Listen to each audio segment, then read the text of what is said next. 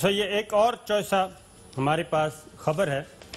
یہ خبر کل رات گئے آئی اور اس کا بیک گراؤنڈ میں آپ کو بتا دوں. آپ کو پتہ ہے کہ army chief general Qamar Javed Bajwa صاحب کی ٹیلی فونک گفتگو ہوئی ایران کے اپنے ہم منصب جنرل محمد باقری کے ساتھ، اور یہ گفتگو ہماری اطلاع کے مطابق کوئی خوشگوار نہیں تھی، بلکہ ایک ایسے ماحول میں ہوئی کہ جب پاکستان کے ایک افسر سمیت 5 جوان شہید کیے گئے، اور یہ ایف سی ساؤتھ بلوچستان میں کیے گئے جناب. اور یہ اس وقت کیے گئے جب یہ اپنا معمول کی گشت پہ تھے اور واپس آ رہے تھے 14 کلومیٹر فرام ایران پاک ایران بارڈر. تو یہ کیے گئے تھے جناب شہید. اور اس کے بعد اطلاعات جو تھیں، جو حملہ آور ہیں وہ اسی سائٹ پہ غائب ہوئے، اور اس سلسلے میں آرمی چیف کافی سرد مہری چلی آ رہی تھی. تو کل جو گفتگو ہوئی ہے اس میں میں آپ کو پڑھ کے سنا دیتا ہوں کہ اس کے جو الفاظ ہیں. پہلے تو میں یہ بتا دوں کہ جب گفتگو ہوئی تو پہلے ایران کی نیوز ایجنسی نے یہ خبر جاری کی اور پاکستان سائٹ سے خبر جاری نہیں کی گئی.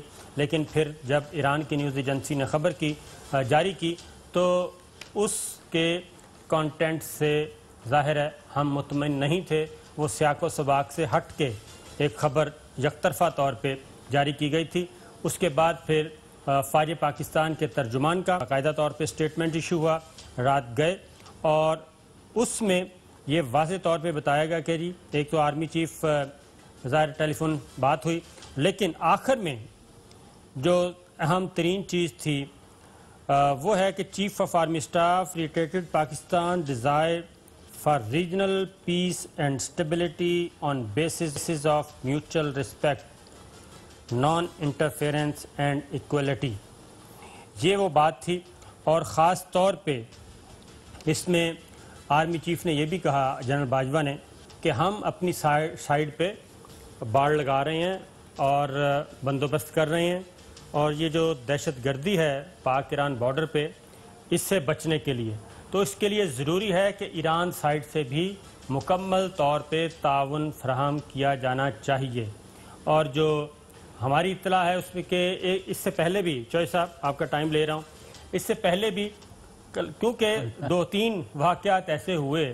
ایک تو کلبھوشن یادیو کا ہوا، وہ بھی چاہ بہار میں بیٹھ کے آپریٹ کر رہے تھے اور وہیں پہ سارا سلسلہ شروع کیا ہوا تھا انہوں نے.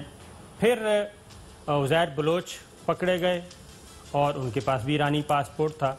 تو اس کے بعد جنرل راحیل شریف نے بھی سخت پیغام بھیجا تھا اس وقت کی ایرانی قیادت کو، اور خاص طور پہ جب یہاں اسلام آباد آئے تھے تب بھی ان کو پیغام دیا تھا اور کولڈ شولڈر دکھائے تھے. اور یہ دوسرا موقع ہے کہ ایسا ہوا ہے. جی چوہے صاحب. نہیں، ایران کے ساتھ تو پاکستان اپنے تعلقات برابری اور اسلامی بھائی چارے کی بنیاد پر ہمسائیگی کے اعتبار سے کرنا چاہتا ہے. لیکن پرابلم یہ ہے کہ ایران نے اپنے لیے بہت سارے مسائل پیدا کیے ہوئے ہیں، اور ایک طرف وہ یعنی ہندوستان میں مسلمانوں پر ڈھائے جانے والے مظالم کو پس پشت ڈال کے ہندوستان کے ساتھ اپنے پیار کی پنگیں اور تجارت جو ہے وہ بڑھاتا ہے، اور اسی کا فائدہ اٹھا کے انڈیا جو ہے انہوں نے اپنے ایک اڈا بنا لیا ہوا ہے ایران کے ارد گرد. اگر ایران کے اندر نہیں، جدھر سے وہ پاکستان پر لانچ کرتا ہے ٹیررزم کے اور جاسوسی کے اپنے گروپ. تو یہ اسی کا شاخسانہ ہے. ورنہ پاکستان آرمی جو ہے اور army chief general Qamar Javed Bajwa اگر ان کے پاس سالڈ انفارمیشن نہ ہوتی تو وہ ایرانین آرمی چیف کو فون کر کے ساری بات سامنے نہ رکھتے. یہ آپ کو پتہ ہے کہ افغانستان جو ہے جس بری طرح ڈی سٹیبلائز ہوا اور اس کی تباہی ہوئی، اس میں بھی افغانستان کے جو مسلمان ہمسائے ہیں ان کا پیسو رول جو ہے یہ اپنے مطلب ہے کہ چودھری غلام حسین جو ہے وہ سنیوں کو پریفر کرتا ہے، خواہ دوسرے جو ہے ان کو دوسرے جو اس کے مرضی کے نہیں ہیں فرقے وہ ان کے اوپر چھریاں چلا دیں. اسلام کا یہ پیغام نہیں ہے. اللہ اور رسول کے ماننے والے جو ہیں وہ ایک ہیں اور ایک رہ کے ہی ان کا گزارا ہو سکتا ہے، آپس میں لڑائی جھگڑا نہیں بنتا۔ بالکل ٹھیک ہے، اس کی ریزن یہ ہے میں کہ کلیئر ہو گیا ہوں؟ بالکل اس کی ریزن میں آپ کو ایک شارٹ دکھاتا ہوں، کیونکہ یہ اور عراق کا بھی یہی ہوا۔ جی عراق کا بھی، اس میں مسئلہ یہی ہے کہ پاکستان اور ایران دو برادر اسلامی ملک ہیں، ہمسایہ ملک ہے، اور اگر دو برادر اسلامی ملکوں کے درمیان تعلقات کشیدہ ہوں، بدمزگی ہو یا غلط فہمیاں ہوں، اور دونوں کی سرحدیں جو ہیں وہ محفوظ ہی نہ ہوں، تو پھر ایسی صورت میں پھر ہم انڈیا کا کیا رونا روئیں گے۔ کچھ دن پہلے، کیونکہ یہ بلوچستان میں جو ہوا، کچھ ہی دن پہلے ایک شارٹ سنیے گا کہ کس طریقے انڈین میجر، ریٹائرڈ میجر، وہ یہ کہہ رہا تھا کہ ہم قوم پرستوں کے ساتھ رابطے میں ہیں اور یہ ہم کر کے دکھائیں گے، بس چند دنوں میں خبر آنے والی ہے۔ اب سچویشن یہی ہے کہ ایران سائیڈ پہ، تربت سائیڈ پہ جو کلبھوشن پکڑا گیا تھا، اس نے بھی یہی بتایا تھا کہ میرا جو ٹاسک تھا وہ بلوچستان اور کراچی اور سندھ یہ علاقہ تھا جہاں پہ اس نے ٹیررزم کے واقعات کرنے تھے اور وہ کر رہا تھا۔